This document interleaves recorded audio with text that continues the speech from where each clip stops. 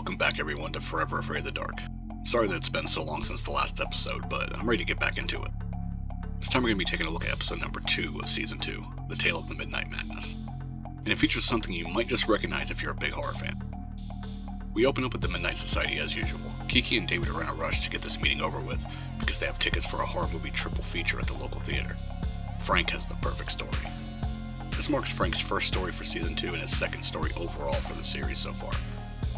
With that, Frank begins. Pete and Katie work in an old movie theater, the Rialto, and business is not looking good. Manager Mr. Kristoff is rightfully worried that the theater might have to be shut down.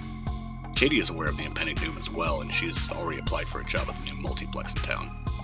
Pete, however, wants to do whatever he can to save the Rialto, including trying to apply for landmark status, but that won't be easy. Thankfully, as if on cue, a certain someone shows up. That's right, it's Dr. Vink.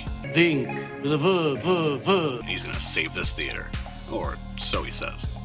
This marks the second appearance of Dr. Vink in the series so far.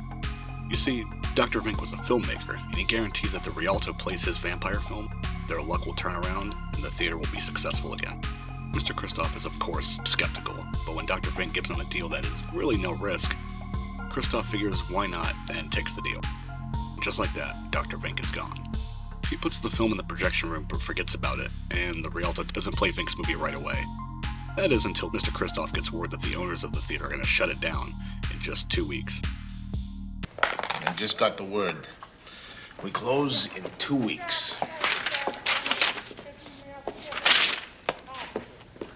Suddenly, Dr. Vink's film reel can starts glowing and magically ruins the film that was just playing. Just when Katie starts to head down and start handing out refunds, Pete has a great idea. He remembers Dr. Vink's film and decides to put it on. Katie then convinces the patrons to stick around for the showing, and if they don't like it, they'll get a refund. Dr. Vink's film is a take on the classic vampire movie Nosferatu. If you're a huge horror hound like me, you're well aware of Nosferatu.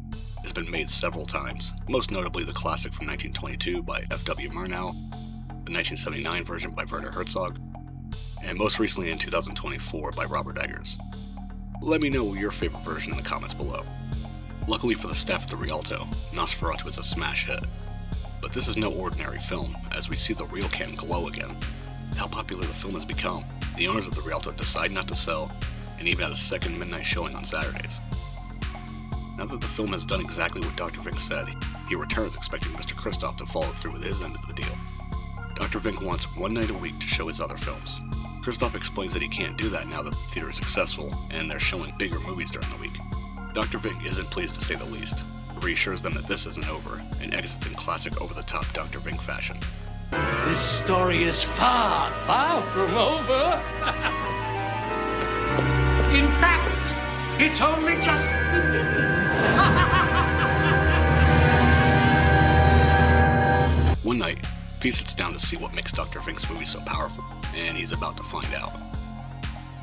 That's right, Nosferatu has somehow escaped the movie into real life, and he's hungry. Mr. Kristoff is the first to go. Katie and Pete find him after they hear his screams. They try calling the police, but the phone line is dead, of course. And now the doors are locked. They're trapped.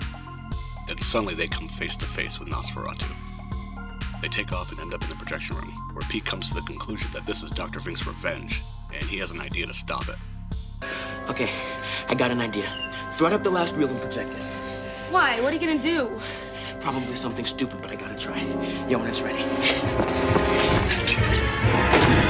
Pete has Katie play the last few minutes of the film, and he jumps right into the screen and is now in the movie. Nosferatu follows him in, but Pete changes the ending. He opens a curtain to let the sunlight in, killing the vampire. Pete is able to leave the movie and head back into the real world. Mr. Kristoff is fine now, but Dr. Vink is sitting in his seat waiting for them. Kristoff decides it's time to fulfill his end of the deal, but Dr. Vink says this isn't necessary, because he just purchased the theater, and he can show all of his movies anytime he wants. Yes.